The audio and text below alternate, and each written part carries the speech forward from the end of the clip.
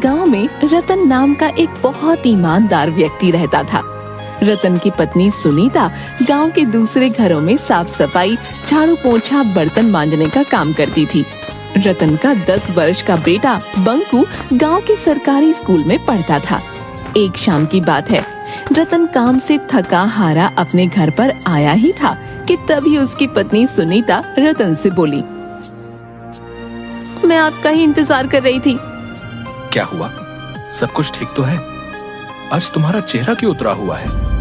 बात ही कुछ ऐसी है, बंकू को आज प्रिंसिपल ने धमकी दी है कि अगर कल तक स्कूल की फीस जमा नहीं कराई गई तो स्कूल से बंकू को निकाल दिया जाएगा।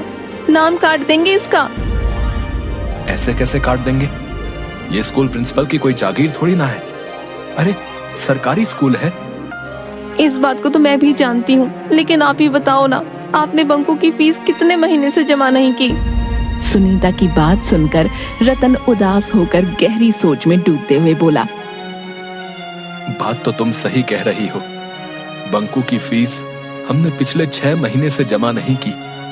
इसमें प्रिंसिपल का कोई दोष नहीं, सारा दोष मेरा है। मेरी एक बात समझ में ये नहीं आती, हमारे पास 5 बीघा उपजाऊ जमीन है, फिर भी आप दूसरों के खेतों में काम करते रहते हैं और उसके बदले आपको आखिर मिलता ही क्या है? अगर मैं दूसरों के घर में बर्तन ना मांजूं तो हमारे घर का खर्चा चलना भी मुश्किल हो जाएगा। मैं क्या करूं सुनीता, तुम अच्छी तरह से जानती हो कि हमारी 5 बीघा जमीन चतुर सिंह के यहाँ पर गिरवी पड़ी हुई है। पिताजी ने सेठ जी से जो 2 लाख रुपए का कर्जा लिया था वो उसे चुका नहीं पाए और स्वर्ग सिधार गए। और रही बात मेरी, तो तुम तो जानती हो कि मैं मुश्किल से कितना कमा पाता हूँ। मैं आपकी सारी बात समझती हूँ, लेकिन कुछ ना कुछ तो करना ही पड़ेगा ना। अगर ऐसे ही चलता रहा तो मुझे लगता है हमारे इससे भी बुरे दिन शुरू हो जाएंगे। तुम चिंता मत करो सुनीता, मैं कोई ना कोई इंतजाम करता हूँ। इतना कहकर रतन चारपाई पर लेटकर गहरी सोच में डूब गया। रतन रात भर यही सोचता रहा कि आखिर ऐसा कौन सा काम किया जाए जिससे उसकी गरीबी दूर हो जाए। अगले दिन रतन अपने चतुर सिंह की हवेली में पहुंच गया। रतन चतुर सिंह की हवेली में अपने ही खेतों में काम किया करता था, जो कि चतुर सिंह के कब्जे में थे। रतन को हवेली में देखकर चतुर सिंह पूरी तरह से चौंक गया। क्या बात है रतन, आज तुम खेत में काम पर नहीं गए? सुबह सुबह यहाँ क्यों चले आए भाई? आप तो जानते हैं सेठ जी कि मेरा परिवार गरीबी की किस कगार पर खड़ा है और कल तो हद हो गई। क्यों भाई, कल ऐसा क्या हो गया जो तुम्हारे पैर हमारी हवेली तक आने के लिए मजबूर हो गए? कल स्कूल वालों ने मेरे बेटे बंकू को स्कूल से वापस कर दिया, ये बोलकर कि जब तक मैं उनकी पूरी फीस नहीं चुका देता तब तक बंकू स्कूल में नहीं पढ़ सकता। और यहाँ तक कि उन्होंने ये तक बोल दिया कि अगर कुछ दिनों के अंदर मैंने उनकी फीस नहीं चुकाई तो वो मेरे बेटे का नाम काट देंगे। तो इसमें हैरानी की क्या बात है? क्या तुम्हें पता नहीं कि गरीबों को अपने बच्चों को पढ़ाने का कोई अधिकार नहीं? अरे भाई, अपने बेटे से कहो कि तुम्हारे साथ मिलकर वो तुम्हारे काम में हाथ बटाए। अरे तुम ही सोचो, स्कूल में पढ़ाई करके उसे आखिर क्या मिलेगा? वैसे भी पढ़ लिख कर किसी की नौकरी तो लगती नहीं है। तुम्हारे साथ कुछ काम करेगा तो तुम्हें कुछ ना कुछ कमा कर ही देगा। ये कैसी बातें कर रहे हैं सेठ जी? आप चाहते हैं कि मैं अपने बच्चे की पढ़ाई छुड़वा दूं और उसे अपनी ही तरह अनपढ़ रहने दूं? अनपढ़ होना बुरी बात नहीं है रतन, गरीब होना बुरी बात है। अब तुम ही देखो, इस देश में न जाने कितने ऐसे नेता बनते हैं जिन्होंने कभी स्कूल की शक्ल तक नहीं देखी होती। इस देश में नेता किस प्रकार से बनते हैं और वो क्या करते हैं, मुझे इस बात से कोई लेना देना नहीं। मैं किसी भी कीमत पर अपने बेटे की शिक्षा नहीं छुड़वा सकता, क्योंकि शिक्षा ही हमारे आने वाले कल को सुधारता है। मुझे कोई शौक नहीं है ये बताने का कि तुम्हें क्या करना है। अब वो सब छोड़ो, ये बताओ कि तुम यहाँ पर क्यों आए हो? सेठ जी, मेरे खेत आपके यहाँ पर बरसों से गिरवी रखे हैं। मुझे अपने खेत होते हुए भी अपने ही खेतों में नौकरी करनी पड़ रही है, और उसके बदले आप मुझे देते क्या हैं? मेरे खेत में जितने भी नौकर काम करते हैं उससे अधिक ही तुम्हें देता हूँ। अब तुम क्या चाहते हो? मैं आपसे ज्यादा कुछ नहीं चाहता सेठ जी। मैं बस ये चाहता हूँ कि मेरी पगार थोड़ी सी बढ़ा दी जाए, और उस पगार में से थोड़े से पैसे मुझे अभी दे दिए जाएं, ताकि मैं बंकू की स्कूल की फीस जमा करा सकूं। रतन की बात सुनकर चतुर सिंह जोर जोर से हंसते हुए बोला, लगता है तुम्हारा दिमाग खराब हो गया रतन, हैं? तुम शायद भूल गए हो कि तुम्हारे पिताजी ने मुझसे 2 लाख का कर्जा लिया था। 2 लाख का। जी मुझे अच्छी तरह से याद है सेठ जी, और उस कर्ज को चुकाते चुकाते मुझे 20 बरस से अधिक हो गए हैं। मैं 15 साल का था जब से मैं अपने ही खेतों में दिन रात कोल्हू के बैल की तरह जुता रहता हूँ, लेकिन ना के बराबर आपसे पगार लेता हूँ। उसके बावजूद भी आपके 2 लाख रुपए खत्म होने का नाम ही नहीं ले रहे। तुम जितना काम करते हो उतना तुम ले जाते हो, और रहा सवाल तुम्हारे खेत का, तो तुम्हारे पिताजी ने 2 लाख रुपए मुझसे उधार लिए थे, जो ब्याज मिलाकर आज की तारीख में कम से कम 10 लाख रुपए होते हैं। 10 लाख रुपए मुझे दे दो और अपने खेत वापस ले लो। उसके बाद अपनी मर्जी के मुताबिक अपने खेत में हल चलाना और फसल बोना। मैं तुमसे कोई सवाल नहीं करने वाला। तो क्या आप मेरी पगार नहीं बढ़ाएंगे सेठ जी? मैं बहुत मजबूरी में आपके पास आया हूँ। जिससे तुम मजबूरी कहते हो, हमारी भाषा में उसे बगावत कहते हैं, बगावत। और मैं बागियों की बात नहीं मानता, और ना ही उन्हें काम पर रखता हूं। अब सुनो तुम, अब से तुम्हें काम पर आने की कोई भी जरूरत नहीं है। जाओ जाओ जाओ जाओ, अब तुम जा सकते हो यहां से, जाओ। रतन मुंह लटकाकर घर चला आया, जहां पर उसका पड़ोसी बिरजू पहले से ही उसका इंतजार कर रहा था। बिरजू भी चतुर सिंह की हवेली में ही काम किया करता था। रतन को उदास देखकर बिरजू मुस्कुराता हुआ बोला, मैं जानता था कि चतुर सिंह तुम्हारी पगार नहीं बढ़ाएगा और तुम्हें काम से भी निकाल देगा। तुम्हारे चेहरे की मायूसी बता रही है कि तुम्हारे साथ कुछ ऐसा ही हुआ है। तुमने बिल्कुल सही कहा बिरजू। मैंने चतुर सिंह के यहाँ पर 20 साल लगातार कितनी मेहनत और ईमानदारी से काम किया। आज जब मैंने अपनी पगार में कुछ रुपए बढ़ाने की बात की तो उसने मुझे काम से ही निकाल दिया। और तो और, जो मेरे पिताजी ने 2 लाख रुपए जो कर्ज लिए थे, वो अब 10 लाख रुपए में परिवर्तित हो गए। बताओ। अरे मैंने तुमसे पहले भी कहा था और अब भी कह रहा हूँ कि मैं जानता हूँ कि चतुर सिंह अपनी तिजोरी कहाँ रखता है, और तो और मैं ये भी जानता हूँ कि उस तिजोरी की चाबी कहाँ है। लेकिन तुम मेरा साथ देने के लिए कभी तैयार ही नहीं होते यार। मेरा जवाब तुम्हारे लिए कल भी ना था और आज भी ना है। मैं चोर नहीं हूँ। अरे राजा हरिश्चंद्र बनकर तुम्हें आखिर मिलेगा क्या है? तुम खुद ही देखो, उस सेठ ने तुम्हारी पगार बढ़ाने से मना कर दिया, और तो और तुम्हें काम से भी निकाल दिया। उसके बाद भी तुम ऐसी बातें कर रहे हो, है बे? हाँ, अगर उसने मुझे काम से बाहर निकाल दिया तो ये उसका स्वभाव है भाई। मैं उसके स्वभाव की वजह से चोर नहीं बन सकता। मुझे अपनी ईमानदारी पर पूरा भरोसा है। एक ना एक दिन मेरे दिन जरूर बदलेंगे भाई। रतन की बात सुनकर बिरजू क्रोधित होते हुए रतन की ओर देखकर बोला, हाँ जरूर बदलेंगे रतन, जरूर बदलेंगे, लेकिन सिर्फ सपनों में। इतना कहकर बिरजू वहाँ से चला गया। बिरजू के जाते ही रतन की पत्नी सुनीता रतन से बोली, पहले तो मुझे बिरजू के ऊपर बहुत क्रोध आता था, लेकिन जिस तरह से आज उस सेठ ने तुम्हें काम से निकाल दिया, अब तो मुझे बिरजू की बात सही लग रही है। तुम्हें बिरजू का साथ देना चाहिए। ये तुम कैसी बातें कर रही हो सुनीता?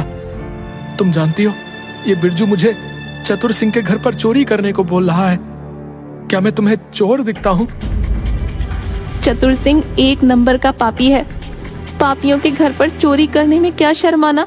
तुम्हारे हाथ में कुछ पैसे आ जाएंगे तो हमारे दिन वक्त अच्छे हो जाएंगे।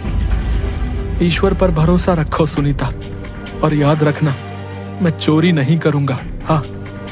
रतन की बात सुनकर रतन की पत्नी सुनीता चुप हो गई। कुछ दिन के बाद रतन के बुरे दिन शुरू हो गए। रतन ने पूरे गांव में हर किसी से काम मांगा, मगर उसे काम नहीं मिला।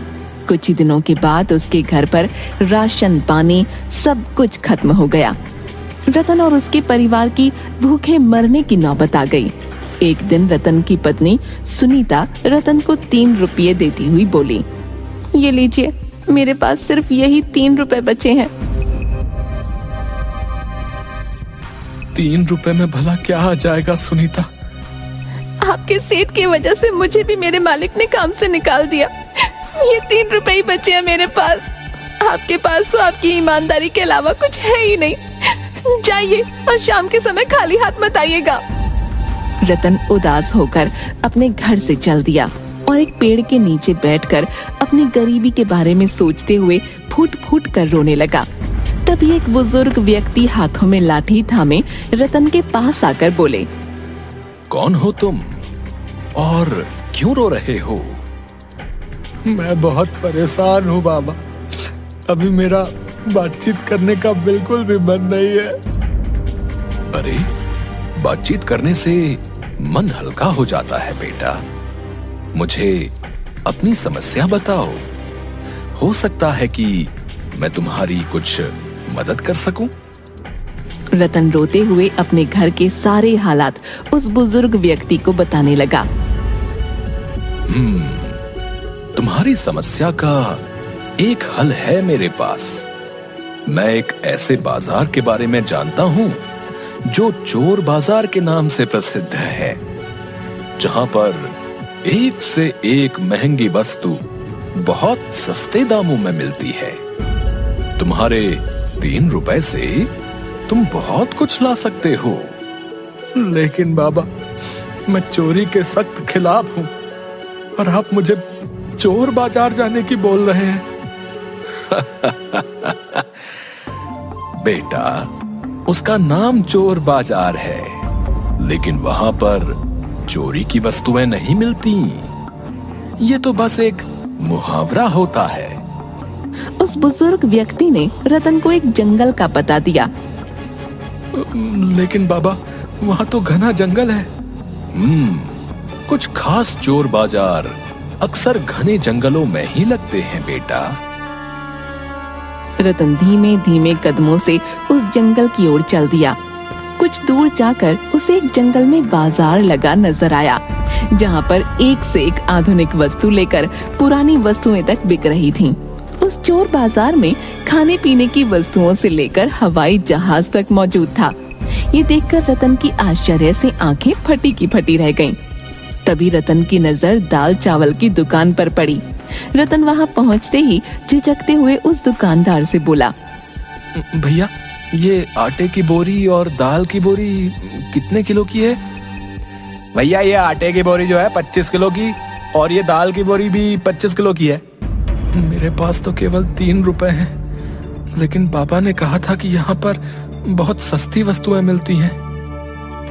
रतन को सोचते देख वो दुकानदार रतन से बोला, क्या हो गया भैया, किस सोच में पड़ गए? ये आटे और दाल की बोरी मुझे कितने में मिल जाएगी? अरे भैया, केवल 1 रुपए में।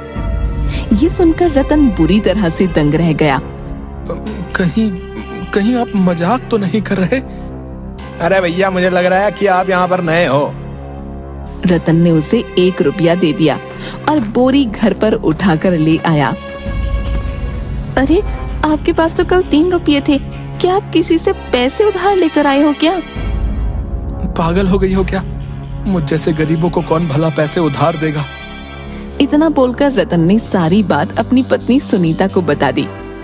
अगर ऐसी बात है तो फिर से आप उस चोर बाजार से वस्तुएं लाकर कोई व्यापार क्यों नहीं शुरू करते? लेकिन अब मेरे पास केवल 1 रुपया ही बचा है। कोई बात नहीं, आपने कहा कि उस बाजार में 1 रुपये में कोई भी महंगी वस्तु मिल जाती है। आप 1 रुपये की कोई भी महंगी वस्तु ले लीजिए और उसे बेच दीजिए। फिर अगले दिन आपको जो मुनाफा हो उससे और अधिक सामान ले आइए। रतन को अपनी पत्नी की बात पसंद आई। अगले दिन रतन चोर बाजार में पहुंच गया। वो सीधा एक कंप्यूटर की दुकान पर पहुंचा और एक महंगा कंप्यूटर 1 रुपये में खरीद कर ले आया और गांव में बेच दिया। रतन को उस कंप्यूटर से पूरे 20,000 रुपए का मुनाफा हुआ। उसके बाद ऐसा रोज होने लगा। रतन कुछ ही दिनों में देखते ही देखते रतन के दिन बदल गए। अब बंकू सरकारी स्कूल में नहीं बल्कि एक महंगे प्राइवेट स्कूल में पढ़ने लगा और रतन के टूटे फूटे घर की जगह एक बहुत बड़ा आलीशान मकान बन गया। कुछ महीनों बाद रतन सीधा सेठ के पास पहुंचा। सेठ जी, ये लीजिए 10 लाख रुपए। वो सब तो सही है रतन, लेकिन मेरी समझ में नहीं आता कि आखिर तुम इतने पैसे ले कहां से आए। सेठ जी, आपको अपने कर्ज से मतलब है, इससे आपको कोई मतलब नहीं कि मैं ये पैसे कहां से लेकर आया। बाकी पूरा गांव जानता है कि मैं एक ईमानदार हूं, कोई भी गलत कार्य नहीं कर सकता। रतन का टका सा जवाब सुनकर सेठ अपने दांत पीस कर रह गया। वो चाहकर भी अब कुछ नहीं बोल सकता था क्योंकि रतन अब उसकी बराबरी तक पहुंच गया था। रतन ने अपने पिता की जमीन छुड़ा ली। इसका पीछा करना पड़ेगा। सुना है ये अक्सर जंगलों में जाता रहता है। अगले दिन सेठ रतन का चुपके चुपके पीछा करने लगा। सेठ ने देखा कि रतन एक जंगल में जाकर रुक गया और जंगल के पेड़ों में से अकेले अकेले बातें करने लगा। ये देखकर सेठ बुरी तरह से डरते हुए अपने आप से बोला, लगता है कि इसे पता लग गया है कि मैं इसका पीछा कर रहा हूँ। सेठ चुपचाप मन महसूस कर अपने घर आ गया। कुछ दिन बाद उसने रतन का पीछा करने का विचार त्याग दिया। कुछ दिन बाद सुनीता अपने पति रतन से बोली, मैं भी उस बाजार को एक बार देखना चाहती हूँ। अरे, ये भी कोई पूछने की बात है। चलो, तुम तैयार हो जाओ, आज मैं तुम्हें अपने साथ उस चोर बाजार में लेकर जाऊंगा। सुनीता तैयार होकर रतन के साथ सीधा उस जंगल में चली गई जहाँ पर वो चोर बाजार लगा करता था। मगर सामने का दृश्य देखकर रतन बुरी तरह से चौंक गया क्योंकि वहाँ पर चोर बाजार का कोई नामो निशान मौजूद नहीं था। यहाँ तो कुछ भी नहीं है। अब मेरी बात का विश्वास करो सुनीता, यहीं पर ही चोर बाजार लगा करता था। मैंने यहीं पर बहुत सी वस्तुओं को खरीद कर बेचा है, सच कह रहा हूँ। तभी रतन की नजर उसी बुजुर्ग व्यक्ति पर पड़ी जो उसकी ही ओर आ रहा था। अरे बाबा, आप तो वही हैं जिसने मुझे इस चोर बाजार का पता बताया था। वो चोर बाजार कहाँ गया? वो एक बहुत ही खास चोर बाजार था बेटा। अब तुम धनवान हो चुके हो, अब तुम्हें उस चोर बाजार की कोई आवश्यकता नहीं। अब वो चोर बाजार यहाँ से हटकर कहीं और लग चुका है, क्योंकि वो चोर बाजार कभी भी एक जगह नहीं टिकता। इतना कहकर वो बुजुर्ग वहाँ से चला गया। सुनीता अपने पति की ओर देखकर बोली, लगता है आप अभी भी नहीं समझे। वो चोर बाजार असल में एक मायावी चोर बाजार था। ईश्वर ने आपकी ईमानदारी से प्रसन्न होकर शायद आपके ऊपर ये उपकार किया है। अब मुझे आपकी ईमानदारी पर गर्व हो रहा है। शायद तुम सही कहती हो। रतन अपनी पत्नी के साथ घर पर चला गया। वो आज भी सोचता है कि आखिर आज वो चोर बाजार कहाँ पर लगा होगा।